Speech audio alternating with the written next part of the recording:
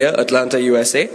And for over 25 years, Dr. Rai's research has examined how organizations can leverage information technologies in their strategies, interorganizational relationships and processes, and how information systems can be successfully developed and implemented. He's published over 190 peer-reviewed articles and is ranked among the top scholars for publications in the information systems discipline's most prestigious journals.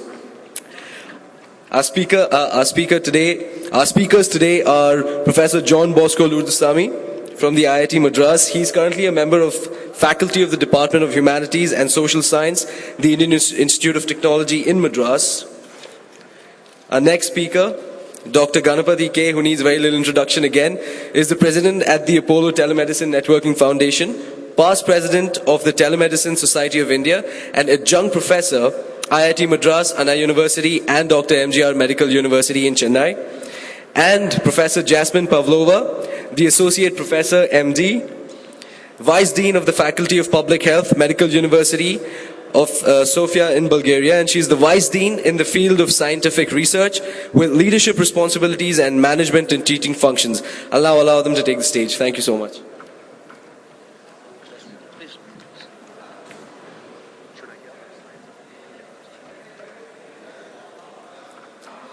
Dear organizers, first of all, I would like to thank you for the invitation and the possibility to take part in this third conference, Transforming Healthcare with IT. I will present some of our results in hospital information systems as precondition and basis for efficient management in hospitals based on the experience in Bulgaria. We are a team of 4 professors of the Faculty of Public Health. First of all, I would like to show where is our little small country, Bulgaria, in the southeast of Europe. This is the map of our country. And I will shorten my presentation because of lack of time, so who wants to see can see on the site because I will upload the whole presentation. Over the centuries, hospitals have performed many different roles and functions. They have evolved in response to social and political changes and progress in medical knowledge. The modern hospitals are a complex open system which consumes a large number of human, material, financial, and information resources. The hospitals in Bulgaria consumes more than 50% of total financial resources of the whole health sector.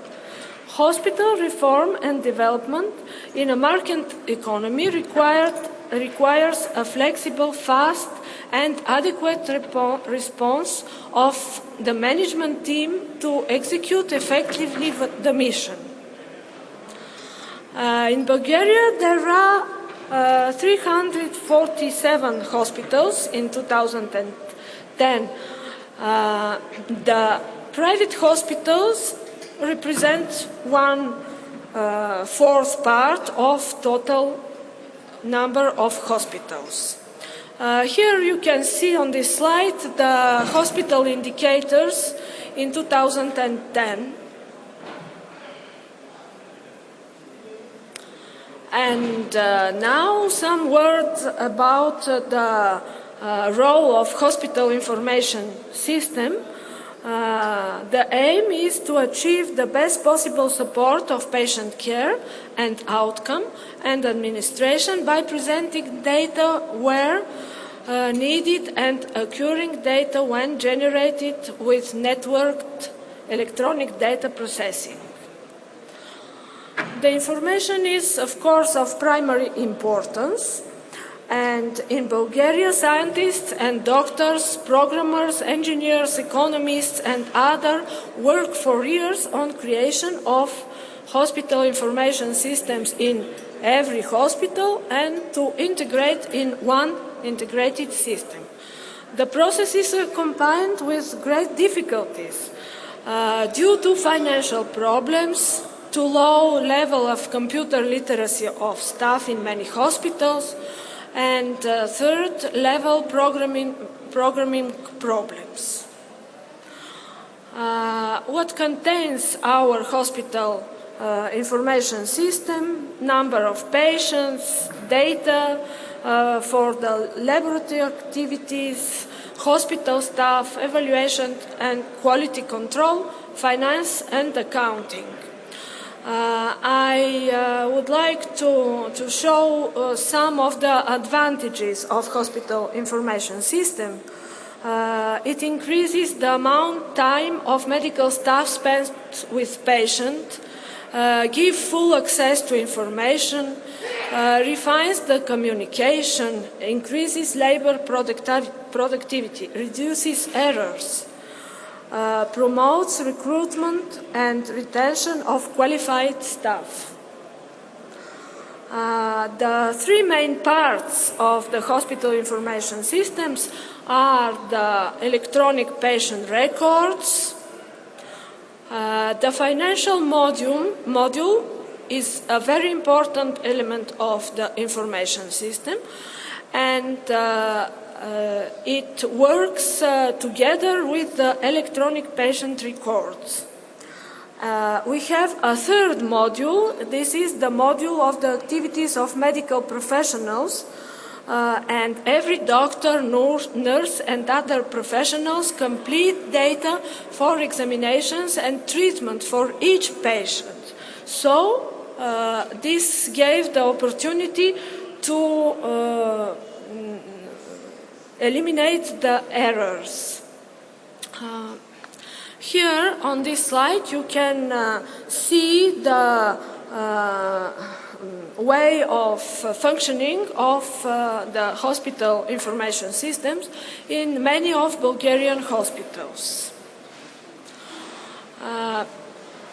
We reflect the main functions of the hospital in the construction of this system: prevention, diagnosis, treatment, rehabilitation, expertise, training of medical staff, research, organizational and methodical work, and work on national and international projects and programs. These functions are implemented at two levels of management: of individual health and management of public health.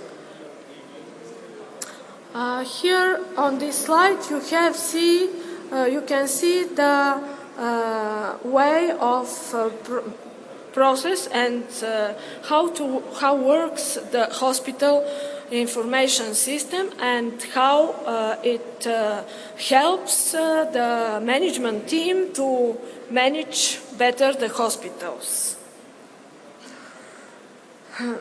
The relationship between the units, I'm finishing, functions and levels of management are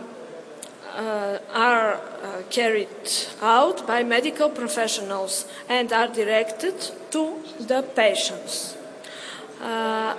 Here I want to tell you the last some words that we have to do a lot in the future to establish systems connecting parties in the health sector and upgrade university-level health education programs in order to help establishment of innovative technologies and working methods. Thank you for your attention. I request Professor Arun Rai to now make his presentation.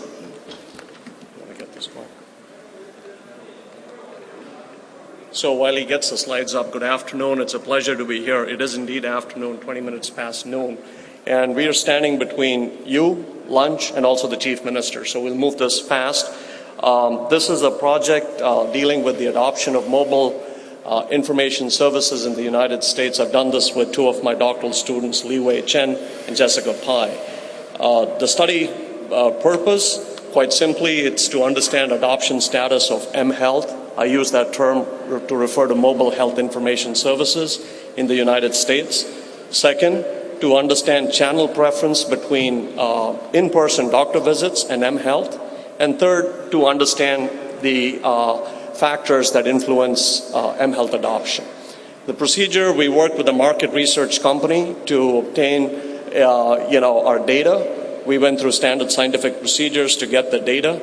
The data, you have the details in the slide, but it represents the U.S. Census very closely in terms of age, gender distribution, income, and education levels. The only bias potentially in our sample is that we have a slightly higher number of people that are between the high school and some college relative to the U.S. Census, but otherwise generally very, very close. The adoption of mHealth services in the United States, the good news in a sense for innovation that's underway is that it's slightly above neutral. But if you look at it slightly more in detail, you have about 38% that are favorable towards mHealth. In terms of usage frequency of mHealth services, perhaps not a major surprise, you have about 62% that have not initiated usage, but 44% of that 62 do have awareness. And if you look at it from a positive standpoint, you have about 38% that have initiated usage of mHealth services, which was a surprise to us. We expected a smaller number. Here's a comparative snapshot of mobile health services adoption in the United States for different types of services. No major surprise. Phone calls is the largest. So the green bars represent where you have frequent use of a service. The blue bar represents no awareness or no use. We have consolidated that for simplicity of representation.